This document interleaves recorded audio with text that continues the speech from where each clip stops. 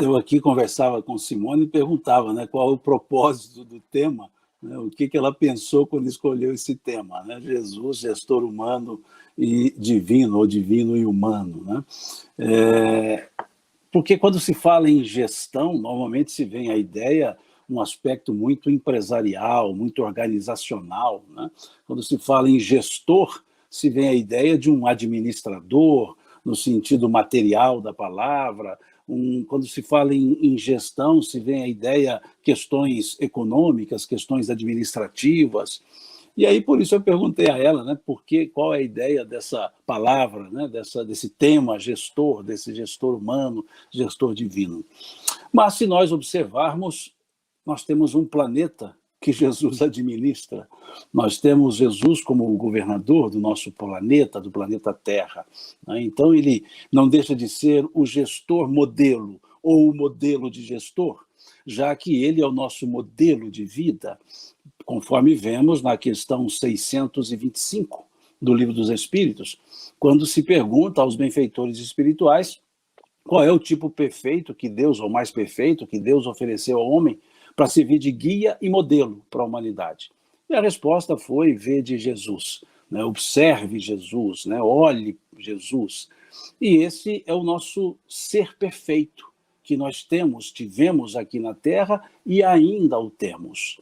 Um ser que, de certa forma, é o gestor das nossas vidas, é aquele que nos ensinou o que de fato é viver. É aquele que nos disse, conforme o evangelista João grafou com precisão, no capítulo 10, também versículo 10 do Evangelho, dizendo Jesus: eu vim para que todos tenham vida e a tenham em abundância. Então, Jesus é o modelo de vida que nós temos, Jesus é aquele que nos apresentou, de fato, o que é viver. O Senhor da vida é Deus, mas Jesus, por assim dizer, é o gestor das nossas vidas. É aquele que nos deu exemplos para serem seguidos, como diversas vezes ele nos disse: se assim vos faço, é para que vós façais assim também, como no caso de lavar os pés dos apóstolos, que Pedro se propõe, não propõe não ter os seus pés lavados, e Jesus então diz a ele: se eu não te lavar os pés, não entrarás no reino dos céus. E ele diz: então lave-me o corpo todo. E Jesus ali então dá o exemplo do servir, dizendo: se assim eu faço, é para que vós a façais também, ou façais também, porque o Filho do Homem não veio para ser servido, e sim para servir. Ele foi nos chamar a atenção para a responsabilidade, para os atos, para o ser útil, para o servir, como num outro momento ele foi dizer: no mundo vós tendes os governadores que vos dirigem, não será assim dentre vós, pois aquele que quiser ser o maior, seja o que mais sirva, né? Seja o que mais sirva, mostrando-nos então Jesus, o nosso líder servidor.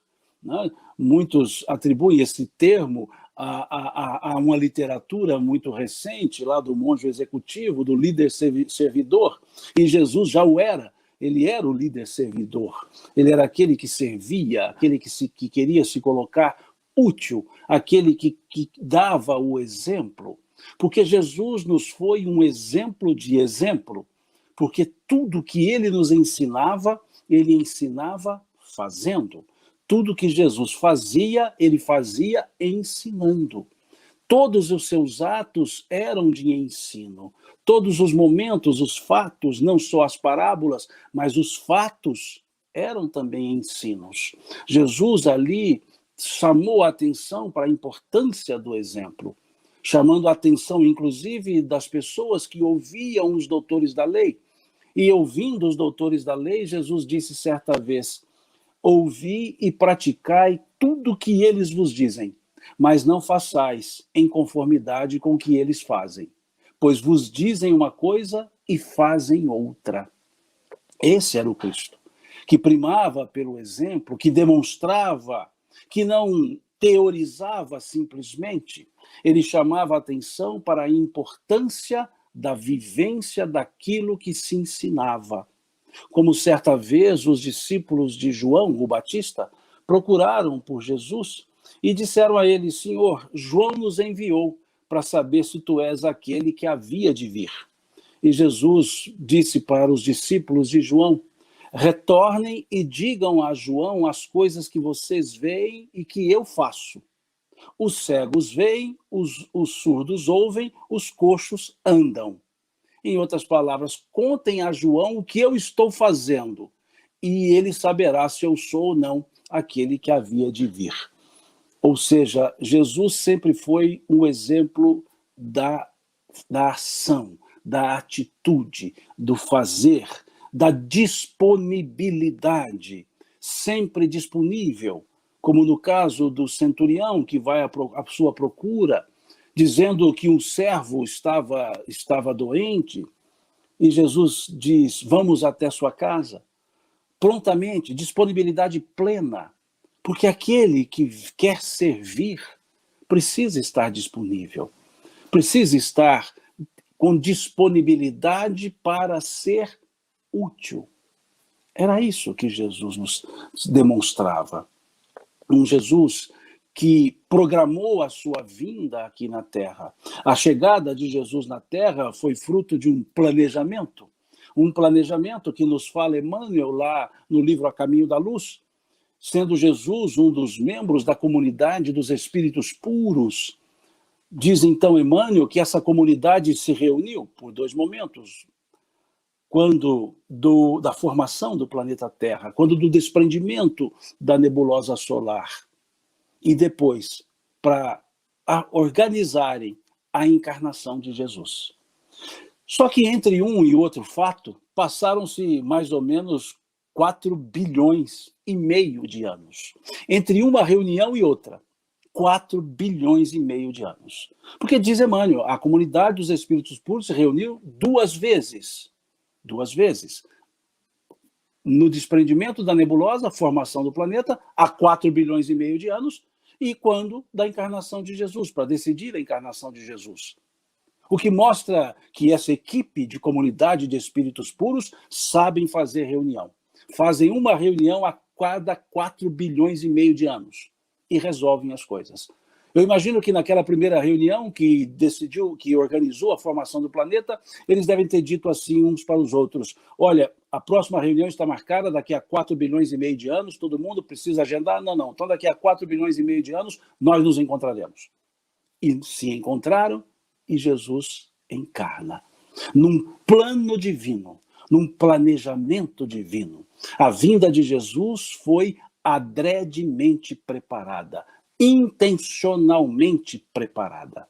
Não foi um caso fortuito, não foi fruto de um imediatismo, pois todo líder programa, planeja as suas ações. Naquele PDCA que se estuda nas faculdades de administração, planejamento, desenvolvimento, controle e avaliação, o PDCA, Jesus nos demonstra o planejamento perfeito. Nada que ele fez foi sem planejar. Depois de encarnado, aguardou mais ou menos 30 anos, para começar o seu ministério, organizando todas as condições, todas as estruturas para que pudesse o seu ministério acontecer. E aguardou o momento certo.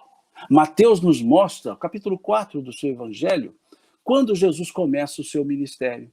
Diz assim: e sabendo Jesus que João estava preso, começou a pregar e a dizer: arrependei-vos e fazei penitência, pois o reino de Deus está próximo. Chamando-nos a atenção para o momento correto, o momento certo. Enquanto João pregava, Jesus aguardava. Porque, afinal de contas, João introduzia a sua mensagem. Como disse o próprio João, o Batista: sou a voz que clama no deserto, porque perguntaram a ele: tu és o Messias? Ele disse: não. Quem sois? Tu és profeta? Diz: não. Quem sois vós? Eu sou a voz que clama no deserto. Arrependei-vos, endireitai vossas veredas, o machado está colocado na raiz das árvores. Eu batizo com água, virá após mim aquele que batiza com fogo, alguém do qual sequer tem condições de desatar as suas alparcas, as suas sandálias.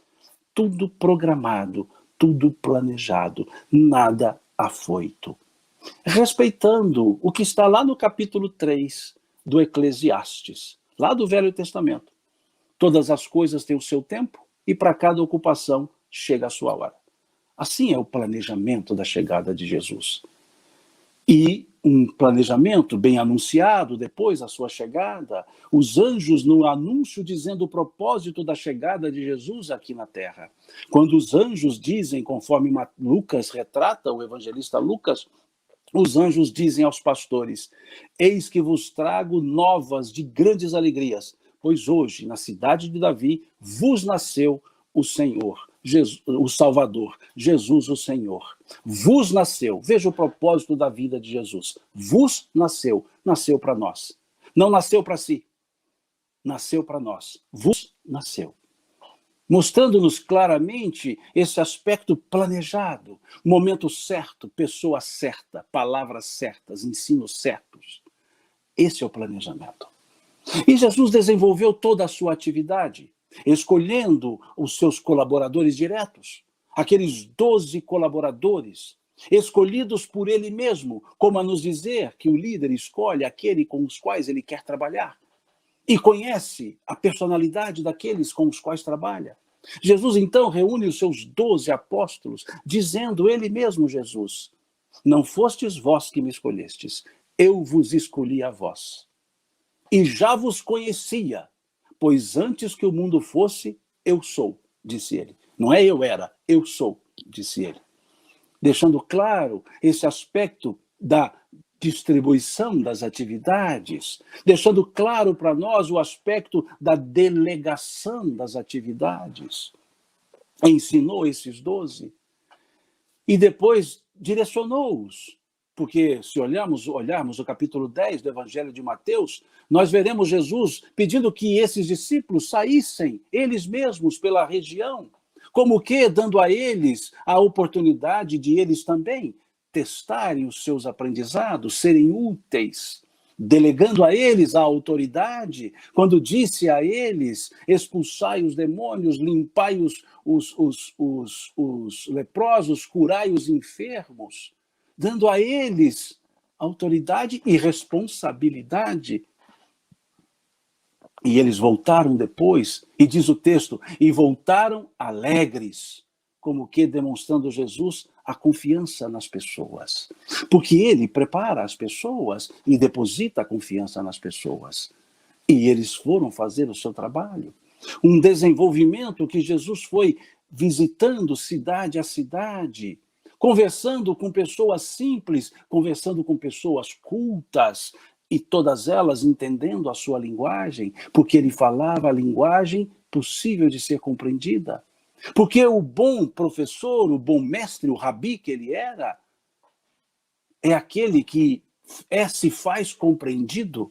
E Jesus falava para ser compreendido, não para demonstrar conhecimento, como muitos fazem, apenas para demonstrar conhecimento, sem se ocuparem com o aprendizado de quem os ouve. E Jesus preocupava-se com o aprendizado. Jesus queria saber das pessoas o quanto elas já sabiam, para ele poder ensinar um pouco mais, como no caso do doutor da lei, que disse a ele: Senhor, o que devo fazer para ganhar a vida eterna?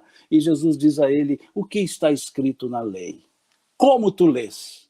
Vejam que didática. Ele perguntou àquele homem que perguntou a Jesus o que deveria fazer, e Jesus, antes de dizer o que deveria fazer aquele homem, perguntou a ele o quanto ele sabia. O que está escrito na lei? Mas não só o que está escrito na lei. Perguntou Jesus: como tu lês? Em outras palavras, como você entende o que está escrito na lei? E o homem responde: amarás o Senhor teu Deus com todo o teu coração, todo o teu entendimento, toda a tua alma. Amarás o teu próximo como a ti mesmo. E Jesus responde para ele: disse-o bem, faze isto. Em outras palavras, por que eu vou lhe dizer se você já sabe? Agora é só fazer. E o homem diz: Senhor, quem é meu próximo? E ele conta a parábola do samaritano, do bom samaritano. E depois de contar a parábola do bom samaritano, Jesus pergunta ao homem: qual dos três agiu com íntima compaixão? E o samaritano diz, e o homem diz: o samaritano. Então Jesus diz a ele: disse-o bem, faze isto. Como que tirando o conhecimento, colocando para fora o conhecimento que as pessoas tinham, ele pedia que elas vivenciassem esse conhecimento. E aí ele ia acrescentando os conhecimentos necessários. Falando tudo? Não. Conforme vemos no capítulo 16 do Evangelho de Mateus, quando vemos ali Jesus dizendo: muitas coisas eu vos tenho que dizer, mas vós não podeis suportá-las agora. Em outras palavras, muito eu tenho que ensinar, mas no momento vocês não entenderão. Respeitando o limite, a capacidade intelectual, intelectiva, melhor dizendo, de cada um dos que o ouvia. Isso era um trabalho de quem sabe, de quem é mestre, de quem é modelo, de quem lidera, de quem incentiva, de quem faz com que a pessoa coloque para fora a sua motivação, recebendo o incentivo de Jesus. Modelo. Modelo para tudo. O desenvolvimento acontecendo, curando pessoas, perguntando a algumas, como no caso de Bartimeu: que queres tu que eu te faça? Como que? Querendo saber o que a pessoa quer. Porque muitas vezes as pessoas pedem sem saber o que querem, ou recebem sem saber por quê. E Jesus, então, antes de curar Bartimeu, ele pergunta a ele: que queres tu que eu te faça? Mostrando-nos esse modelo. Outros ele não perguntava: o que queres tu que eu te faça? Outros ele apenas atendia, nada exigia, atendia. Um líder que se compadecia das pessoas com compaixão, que se colocava no lugar das outras pessoas, uma total empatia. Empatia, como no caso da, aspas, morte de Lázaro, em que as pessoas, a família, os amigos choravam com dor pela, aspas, morte de Lázaro. E Jesus, sabendo que Lázaro não havia morrido, sabendo Jesus que traria Lázaro à vigília novamente, chorou. Chorou por quê? Se ele sabia que Lázaro não havia morrido, se ele sabia que Lázaro estaria ali com eles novamente, por que Jesus choraria? Mas chorou porque sentiu o sentimento alheio, colocou-se no lugar da outra pessoa. E com a compaixão chora. Não com pena, não com dó, com compaixão. Modelo. Modelo de empatia, o líder empático, o líder que se coloca no lugar da outra pessoa, que entende a visão do liderado e respeita, mas ensina, orienta. Jesus, que avaliou o seu trabalho, avaliou sim, conforme vemos no capítulo 16 do Evangelho de Mateus, Jesus levando os seus discípulos para Cesareia de Filipe, mais ou menos 2 anos depois que ele havia feito, ensinado, 2 anos de ensino, mais ou menos 2 anos depois que ele estava no seu ministério, por assim dizer, divino. E ele resolve avaliar, sim, ele chama os discípulos e pergunta a eles: o que dizem os homens acerca do Filho do Homem? Veja, Jesus querendo saber a opinião das pessoas. O que dizem os homens acerca do Filho do Homem? E as pessoas, os apóstolos responderam: Senhor, uns dizem que tu és Jeremias, outros dizem que tu és Elias, outros ainda que és João Batista, ou algum dos profetas ressuscitados. Em outras palavras, Senhor, ninguém está sabendo bem quem o Senhor é. Uns dizem que o Senhor é Jeremias, outros dizem que o Senhor é Elias, outros dizem que o Senhor é João Batista, outros dizem que é algum dos profetas ressuscitados. E Jesus quis saber a opinião deles também. Quis saber a opinião deles, aquele que estava ali acompanhando, aqueles que o seguiam diretamente. E ele pergunta: e vós, quem dizeis que eu sou? E Pedro toma a palavra e diz: tu és o Cristo, o Filho de Deus vivo. Jesus ali, naquele momento, avaliando o resultado para poder dirigir as suas ações, para poder trabalhar com as ações necessárias para que o resultado proposto acontecesse. E essa passagem é relevante, não vamos aprofundar nela, é profunda, por sinal, porque é nessa passagem que Jesus vai redirecionar os caminhos. Porque imaginemos se a resposta dada à primeira pergunta, quem diz os homens acerca do Filho do Homem, fosse assim: todos, Senhor, estão dizendo que tu és o Cristo, o Filho de Deus vivo. A missão teria terminado ali. Mas como a resposta foi confusa, ninguém estava entendendo profundamente, ou ninguém não, a maioria, ele redireciona os caminhos. Porque nessa passagem, diz o evangelista, e a partir de então, naquele momento, começou Jesus a mostrar aos seus discípulos que convinha ir a Jerusalém, padecer dos anciãos, ser morto e ressuscitar ao terceiro dia. Temos do evangelho ressuscitar. Vejam que a partir de então, a partir daquela resposta, a partir daquele momento, Jesus se organiza, reorganiza, e começa a mostrar para os discípulos o planejamento maior. Começou a mostrar aos seus discípulos que convinha ir a Jerusalém, convinha padecer dos anciãos, mostrando claramente o que é um trabalho desenvolvido, uma avaliação feita para redirecionamento de caminhos. Esse missionário de Deus, sem nenhuma jocosidade, esse executivo de Deus, que veio dirigir o planeta Terra, que veio dirigir as nossas vidas. E ele estava no controle, ele controlava, dizendo: vinde a mim, todos vós que estáis cansados, fatigados, e eu vos aliviarei. Ele controlava, não no sentido de domínio, por mando. Ele não tinha a autoridade dele não era calçada na força. A força dele é que era calçada na autoridade. Jesus não usou o poder da força, ele usou a força do poder que ele tinha. O poder, a autoridade que Mateus captou com profundidade, com perfeição, quando encerra o relato do Sermão do Monte. O capítulo 7, o último versículo do capítulo 7 do Evangelho de Mateus. Quando ali Mateus encerra todo o Sermão do Monte, Mateus escreve: e todos se admiravam da sua doutrina, porquanto ele ensinava como quem tinha autoridade, diferentemente dos fariseus. Autoridade. Que os espíritos, um espírito amigo, no Evangelho segundo o Espiritismo, vai nos dizer que a verdadeira autoridade, a autoridade legítima, é aquela que se apoia no exemplo que se dá do bem. Onde estava a autoridade de Jesus, além da sua superioridade natural, por óbvio, estava no exemplo que ele dava do bem. Esse é o líder. Esse é, me permitam sem nenhuma jocosidade, o gestor divino, que trouxe a pauta divina para nossas vidas, que trouxe a pauta divina da verdade, pelo caminho que era ele, e a vida que ele descortinava para nós todos, dando testemunho da verdade constantemente, dando o ensino que ele dizia: não falo de mim, mas daquilo que aprendi do meu Pai, trazendo-nos o ensino divino para nossas vidas. Numa vida como nós estamos aqui vivendo, na matéria. Jesus soube espiritualizar a matéria. E nós muitas vezes queremos materializar o espírito. E Jesus veio aqui para que todos nós tivéssemos vida.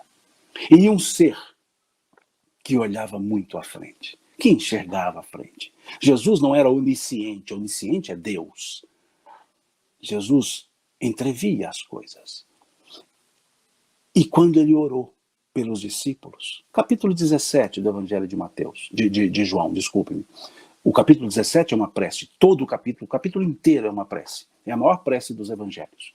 Jesus faz uma prece pelos discípulos, pede a Deus pelos discípulos. E num momento da prece, naquele momento de visão do futuro, Jesus diz assim: Pai, peço-lhes, não somente por esses que aqui me ouvem, peço-vos também por todos aqueles que no futuro vierem a crer em mim por causa da tua palavra. Olha que interessante. Jesus orou por nós que estamos aqui agora no futuro. Peço-vos, Pai, não somente por esses que aqui me ouvem, mas por todos aqueles que no futuro vierem a crer em mim por causa da tua palavra. A palavra trazida por Jesus. O verbo, o logos, a criação. Dentre várias outras coisas, dentre vários outros fatos, dentre vários outros ensinos, esse era Jesus, nosso modelo e guia. Modelo e guia, duas coisas. Modelo é o que nós copiamos, guia é o que nós seguimos. Jesus é para ser seguido e para ser copiado. Podemos copiá-lo como na nossa vida familiar, podemos copiá-lo na nossa vida material, profissional, social, podemos copiá-lo na nossa vida espiritual. Copiá-lo como? Antes de qualquer atitude, pararmos e nos perguntar como Jesus faria o que eu vou fazer. Se assim perguntarmos, com certeza, erraremos menos e poderemos, algumas vezes, acertar mais. Ter Jesus como, de fato, modelo e guia para nós todos, para a humanidade. Opa! Excelente! Jesus, um modelo ansiado por Deus para cada um de nós. É muito comum aos historiadores terem uma mente felicitada e facilitada com uma memória dessas para todos os fatos. Parabéns, excelente. Eu quase que ouvi que Jesus é o Senhor do céu. Ele é o Senhor da vida. Né? Não, o Senhor. Pois é, CEO. Por causa da utilização moderna de gestor, então quase que faltou mesmo dizer. Já tem muita gente fazendo perguntas, eu vou passar para a Simone e para o Luciano, mas deixa, porque faz parte do que a sua citação. Olga Nunes, que já foi presidente da nossa federação, pergunta o que é compaixão para ele quando você cita que Jesus chorou por compaixão. O que vem a ser a compaixão nesse sentido? Para melhor entendermos, a compaixão, ela é sentir o que o outro sente. É o que Jesus chamou a atenção na parábola do bom samaritano. Qual foi o móvel que fez com que o samaritano atendesse o caído? Diz o texto: e movido de íntima compaixão, aproximou-se do caído, atou-lhes as feridas. A compaixão é quando nós temos pela empatia o sentimento que o outro sente. É quando nós, então, padecemos junto. Padecer junto. Não é sofrer junto, é ter o sentimento que o outro tem. E assim entendendo, serve-se incondicionalmente. É diferente de dó, é diferente de pena. Quem tem pena, quem tem dó, se coloca num patamar superior. E nesse patamar superior, exerce o concurso ao inferior. A compaixão horizontaliza as pessoas. Faz com que elas se coloquem no mesmo plano, mesmo que uma delas não esteja, mas ela se coloca no plano para poder ajudar. Como que? De igual para igual, mesmo não sendo. Então, quando Jesus chora, é a menor frase dos evangelhos. E Jesus chorou. Ele não chorou por dó, ele não chorou por pena, ele não chorou de tristeza. Ele chorou porque ele transpareceu o sentimento dos outros. Isso é que é o compassivo. Por isso nós dizemos Jesus, o amigo compassivo. Aquele que tem a compaixão, a misericórdia. E se observarmos a estrutura do Sermão do Monte, a escala de virtudes que o Sermão do Monte nos representa, ou melhor dizendo, as bem-aventuranças representam, a misericórdia, a compaixão, é o quinto degrau. É o quinto nível de uma virtude, de uma escala de 7 degraus, que começa da humildade, os pobres pelo espírito, e culmina com o pacificador. E para se chegar a pacificador, várias virtudes são desenvolvidas ao longo desse processo. Humildade, resignação, os que choram, mansuetude, justiça, misericórdia, pureza de coração, pacificação. 7 estruturas. Essas 7 estruturas, a compaixão está lá em cima. Só um coração humilde, só um coração resignado, só um coração manso, um coração justo é compassivo. Então, isso é a compaixão.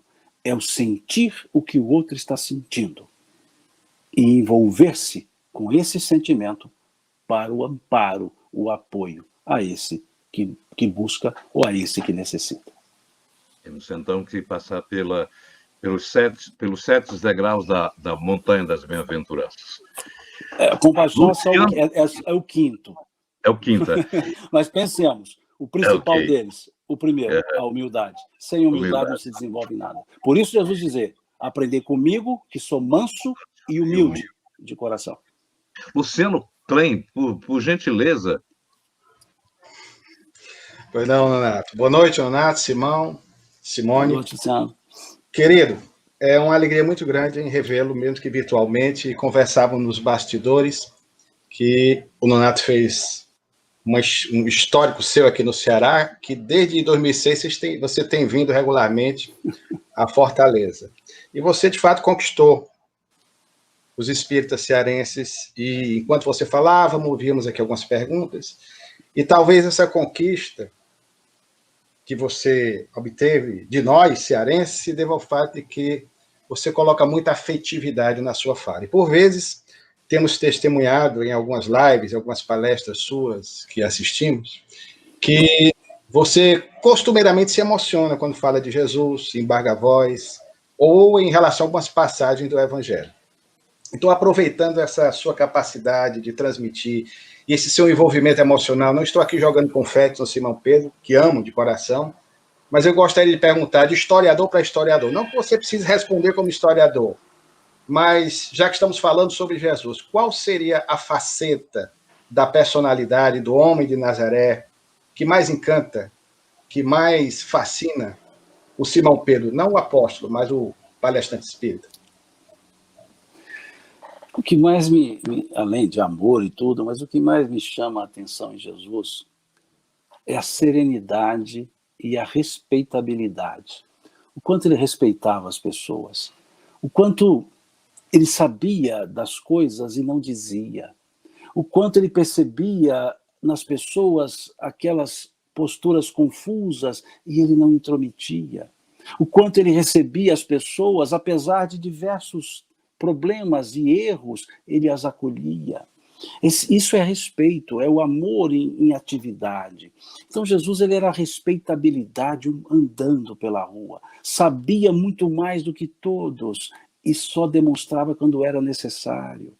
Uma pessoa que podia dar lições e mais lições e se cala diante de Pilatos, porque Pilatos lhe fez uma pergunta que, se Jesus respondesse, não teria nenhum efeito, seria inócua, quando Pilatos pergunta a Jesus o que é a verdade. E Jesus se cala, não responde. Porque verdade dita para ouvidos mentirosos se transforma numa mentira. Então, esse respeitar o momento das pessoas, respeitar o nível de busca de cada pessoa. Então, isso me encanta muito em Jesus, é o que faz dele o ser humilde. Porque o humilde é aquele que sabe, mas só se mostra quando é necessário. Não vai além do que é, não fica aquém do que é. Não ficou aquém quando foi chamado por mestre. Ele diz, vós me chamais mestre e senhor, e dizeis bem, eu sou. E não foi além quando chamaram-no por bom. Ele diz, por que me chamais bom? Bom só há um, Deus, que está nos céus. A justa medida, o respeito, a candura, a serenidade e, por óbvio, a simplicidade. Como ele mesmo foi dizer, graças te dou, ó Pai, que escondeste tais ensinos dos doutos e revelaste-os aos simples e humildes. Ele não fazia acepção de pessoas, se era doutor da lei, se era camponês, se era pescador, se era comerciante. Ele falava a linguagem de cada um deles. Para o doutor da lei, ele dizia, ai de vós. Com o comerciante, ele dizia que o reino dos céus é semelhante a um homem que encontrou uma pérola, sabe? Com um comerciante que encontrou uma pérola, e sabendo o valor da pérola, vendeu tudo que tinha e comprou aquela pérola. Com o agricultor, ele dizia, o reino de Deus é semelhante a um homem que semeou a semente. Ao pescador, ele dizia, o reino de Deus é semelhante a um homem que foi ao mar, pegou peixes grandes e pequenos. À mulher, dona de casa, ele dizia, o reino de Deus é semelhante a uma mulher que fez a massa, colocou 3 medidas de farinha, 1 medida de fermento, e a massa cresceu. Então ele era simples, ele falava a linguagem, ele respeitava o nível, as pessoas. Isso me encanta. E me faz embargar, Luciano, de fato, a voz, quando falo dele, e quando eu relato fatos, dada talvez a força do fato, a força do momento, e aquilo me embarga, né, por talvez não ser a pessoa indicada para relatar aquele fato, e aquilo me segura, a emoção chega, como se Jesus tivesse, e ainda está, exalando todo aquele amor que ele exalou nos momentos que ele agiu. E acaba que isso nos constrange, nos deixa mais pequenos, né? Menores, eu digo mais pequeno mesmo, não é nem menor, é mais pequeno. Vou usar essa expressão, porque é isso que a gente sente quando se encontra com Jesus, né? Que seja em intenção, em pensamento. A gente percebe o quão grande, o valor que ele é, e ao mesmo tempo tão grande e tão próximo, tão grande e tão simples. É isso. Simone, boa noite para você, Simone. Oi, boa noite. Nossos internautas estão aqui fazendo várias perguntas, né? Mas ainda sobre a proposta do tema, Simão, e fiquei lhe ouvindo aqui atentamente, é curioso a gente olhar para essa personalidade que é tão emblemática e que é tão desconhecida, permanece tão desconhecida de tantos de nós, que é Jesus. Você falou em todo esse planejamento estratégico que foi feito para a vinda dele, né, nesse planeta em que ele é o governador. Nosso planeta Terra é governado por Jesus. Eu fiquei me recordando aqui dessa seleção que ele fez para o seu apostolado, né?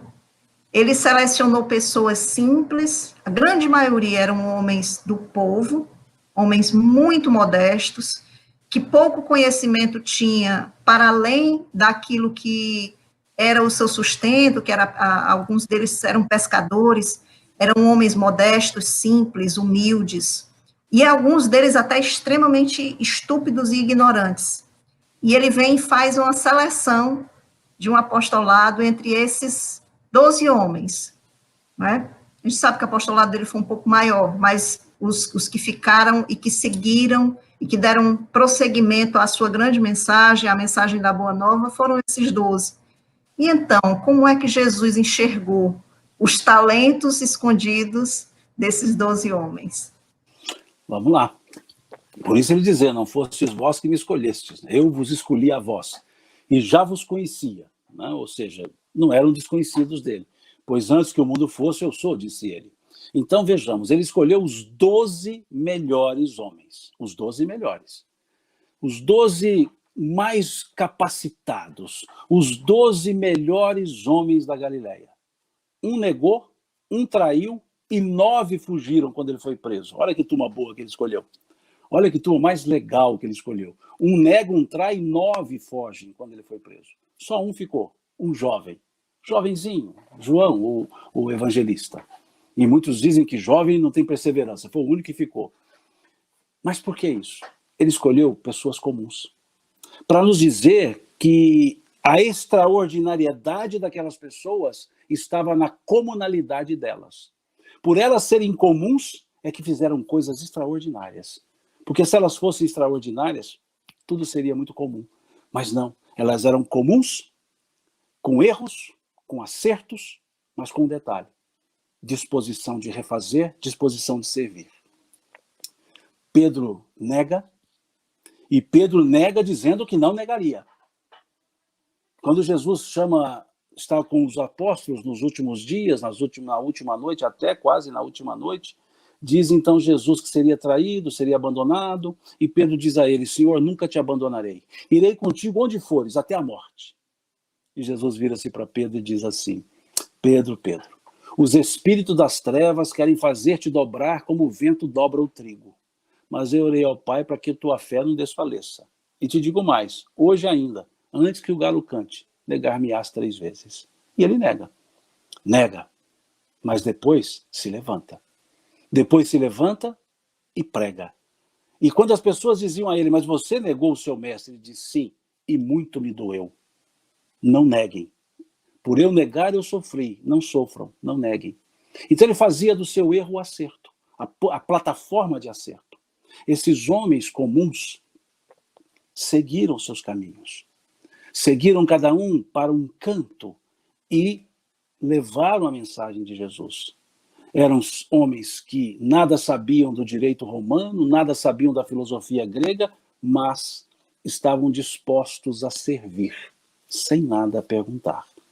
Quem diz isso é Humberto de Campos. No livro Contos e Apólogos, capítulo 2, tem por título O Candidato Intelectual. E a história diz, esse conto narrado por Humberto de Campos, diz o seguinte: que Jesus foi abordado por um jovem em Jerusalém, cuja característica marcante era a grande inteligência, a cultura e a acuidade mental. Esse jovem se dirigiu a Jesus e disse: Senhor, quero seguir-te. E Jesus disse: segue-me. E esse jovem começou a fazer uma série de perguntas, muitas perguntas, dentre elas perguntando: onde estará a voz de comando do nosso movimento? E Jesus diz: nas nossas consciências. Quem presidirá a ação? Deus, nosso Pai. A que partido nos ligaremos? E Jesus responde: ao amor. Quem será, quem ocupará a melhor posição nesse ministério? E Jesus responde: aquele que mais servir.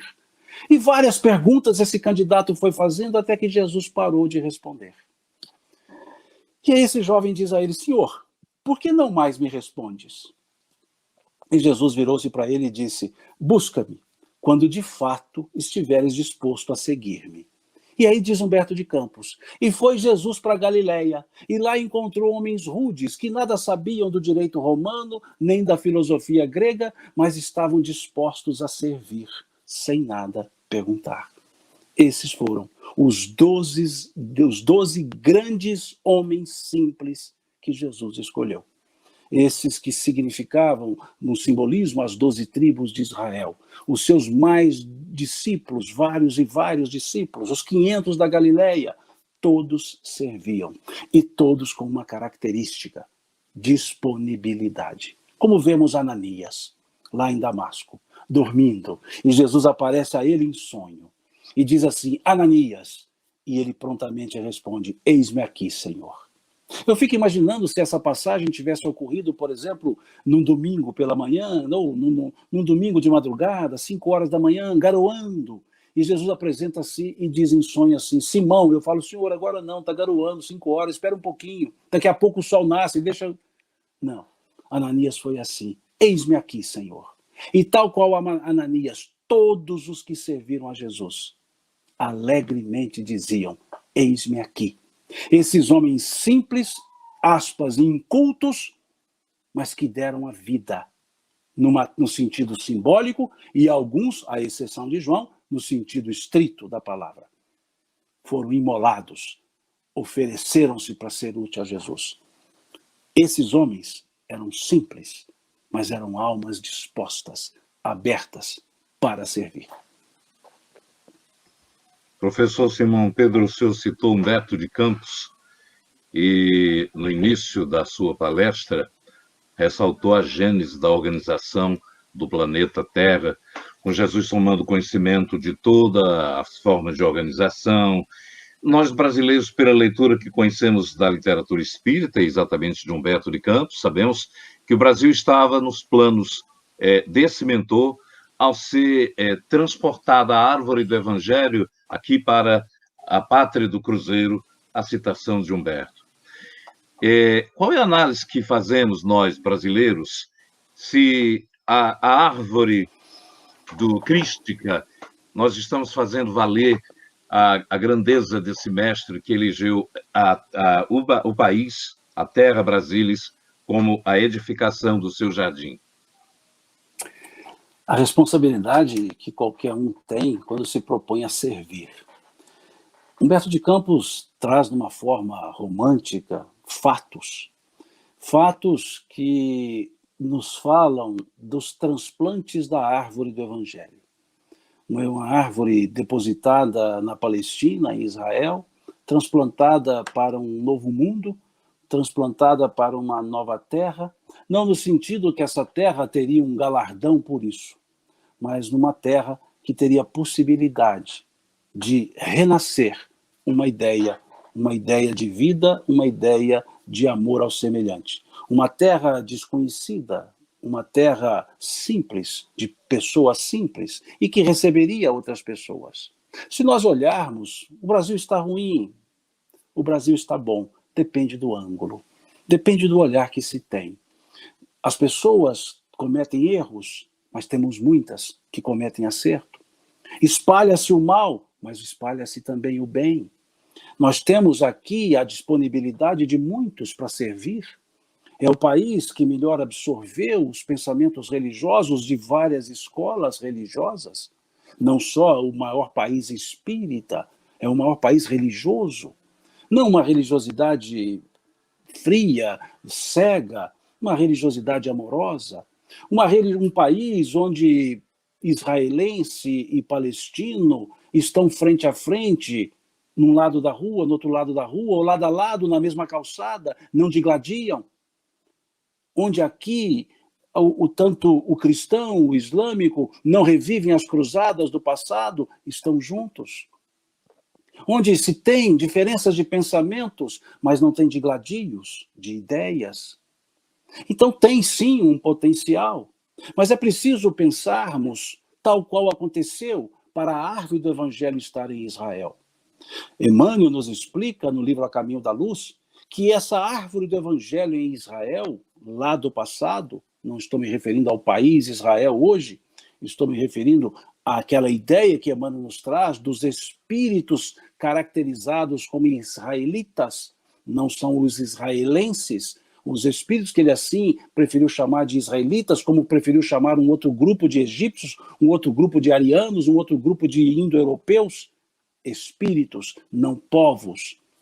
E esses espíritos israelitas vieram para habitar aqui por uma situação, por um motivo de orgulho, por um motivo de serem conhecedores dos sagrados ensinos de Deus e fechá-los para si mesmos, num exclusivismo tamanho.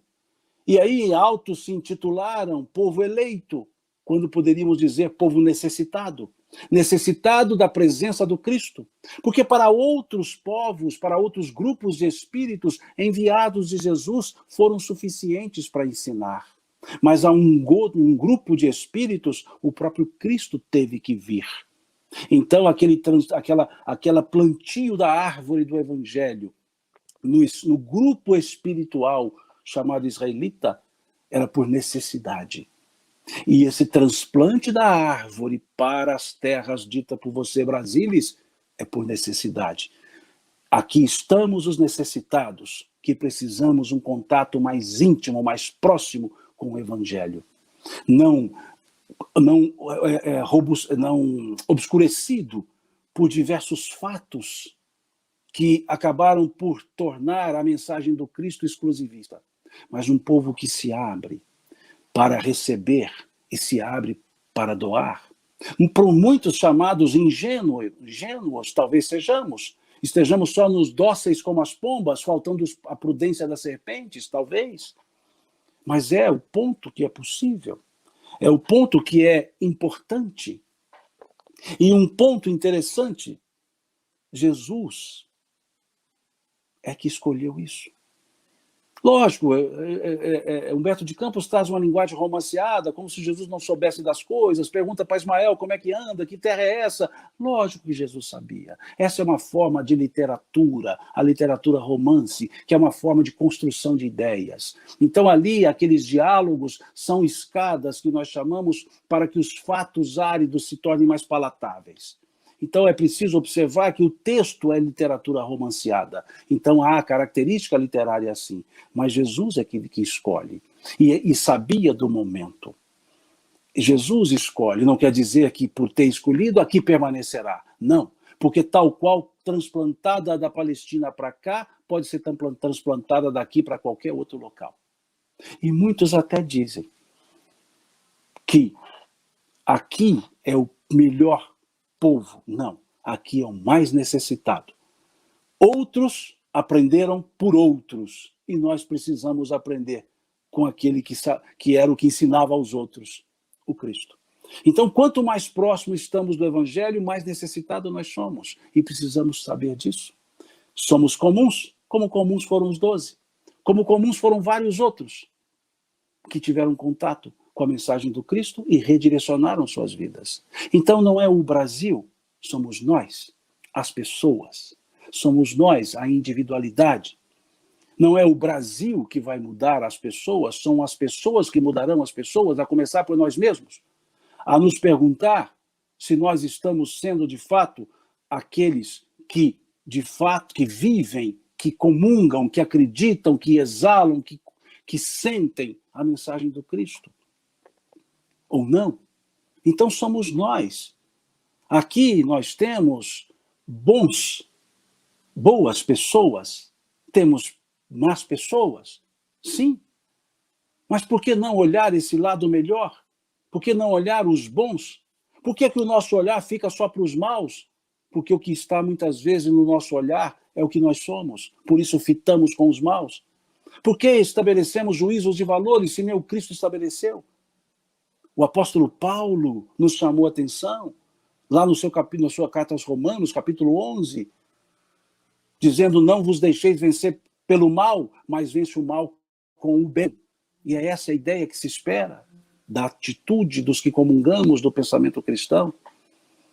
O apóstolo Paulo, na sua carta aos Romanos, capítulo 12, versículo 2, foi nos dizer, não vos conformeis com este mundo, mas transformai-vos pela renovação do vosso próprio entendimento. Então cabe a nós mesmos. Nós somos os que estamos encarnados agora, e a nós cabe esse trabalho de servir, de ser útil. Então o Brasil pode ser o coração do mundo, a pátria do Evangelho, mas nós precisamos então fazer circular essa energia do coração do Evangelho, que será por nós, pelas pessoas. Então acreditemos nisso. Quantos de nós ficamos aqui no berço esplêndido, aguardando que as coisas aconteçam, em vez de fazermos para que elas aconteçam, em vez de servirmos, sermos úteis, e em quaisquer hostes onde nós estejamos? Não interessa se a religião A, B ou C, interessa-nos que nós somos seres de um mesmo Deus, de um mesmo Pai, e irmãos que precisamos levar isso à frente. Quando nós fazemos aquela pirâmide muito comum no pensamento espírita, Deus, eu e o próximo, aquele triângulo equilátero, Deus no vértice e nas bases, o eu e o próximo. Imaginemos esse triângulo. Vejamos que eu e o próximo, quando estamos na base, estamos distantes. Mas se nós começarmos a nos dirigir a Deus, cada vez que nós subimos nesse triângulo, mais próximo de Deus estamos e mais próximos estou eu do próximo, no vértice. É isso que se espera, que nos aproximemos das pessoas. Aí sim, a pátria do Evangelho se faz, o coração do mundo pulsa. Muito boa imagem. Luciano? Simão, querido, encerrando a nossa participação e mais uma vez agradecendo a você por ter aceitado o convite, eu vou transferir a minha pergunta ao internauta Jailson, que pede para que você fale um pouco sobre o encontro de Jesus com os 500 da Galileia e as lições que nós podemos colher desse momento ímpar. Veja, Jesus, depois de todo o seu trabalho, depois de todo o seu exercício aqui na Terra, depois de ensinar 30 e tantos anos aqui na Terra, ele é crucificado e mesmo depois continua nos dando exemplo às pessoas, exemplo de respeitabilidade, porque pessoas que o aplaudiram o condenaram, e ele se apresenta para elas e sempre dizendo a paz esteja convosco. E ele então fica aqui durante um tempo, 40 dias ou mais, e durante esse tempo continua ensinando. E vai para o seu ponto de partida, para Galileia. E ali ele reúne os seus discípulos. Chamado 500 da Galileia, não quer dizer que sejam 500 pessoas, os 500 da Galileia. E ali dá a eles os ensinos, naquele momento ele chama Pedro, restaura a força de Pedro, restaurando naquela ideia da negação por 3 vezes de boca. Jesus pede que Pedro afirme seu amor de boca 3 vezes e restaura, vai dando novos ensinos, vai acalentando os corações e vai dizendo a eles que, a partir dali, é que de fato o evangelho seria levado à terra. Eles levariam. É nesse momento que Jesus vai dizer, estarei convosco até a consumação dos séculos, mostrando-nos a sua presença, mostrando-nos a confiança plena nesses que levariam o seu evangelho. Naquele momento ímpar que ele mostra a sua realeza pela segunda vez, na transfiguração, e naquele momento ímpar de despedida de uma história física, de uma história material, e o início de uma história perene, de uma história do Cristo. Nesse momento nasce o Cristo. O que é Cristo? O ungido, o que ficou, o que fica, o que não teve começo, meio e fim aqui na terra, é o que permanece, a mensagem, o mensageiro. Deu a eles todo esse exemplo, deu a eles toda essa força e demonstrou a eles que ele, de fato, era aquele enviado do Pai. Que os apóstolos vão dizer, e nesse momento João é que entende e vai escrever isso não lá no Boa Nova, mas lá no Evangelho de João, é nesse momento que os discípulos viram-se para Jesus e diz: eis que agora tu nos fala abertamente e nada mais nos diz por parábolas. Eis que agora entendemos tudo e sabemos que tu saíste do Pai. Esse é o momento final, o reconhecimento de todos eles, dizendo: tu saíste do Pai. Esse crer, saber e começar a fazer. E são esses que foram pelo mundo. Não foram só os 12, foram esses todos que saíram pelo mundo, alegres, levando as palavras de vida eterna, levando a mensagem do Cristo.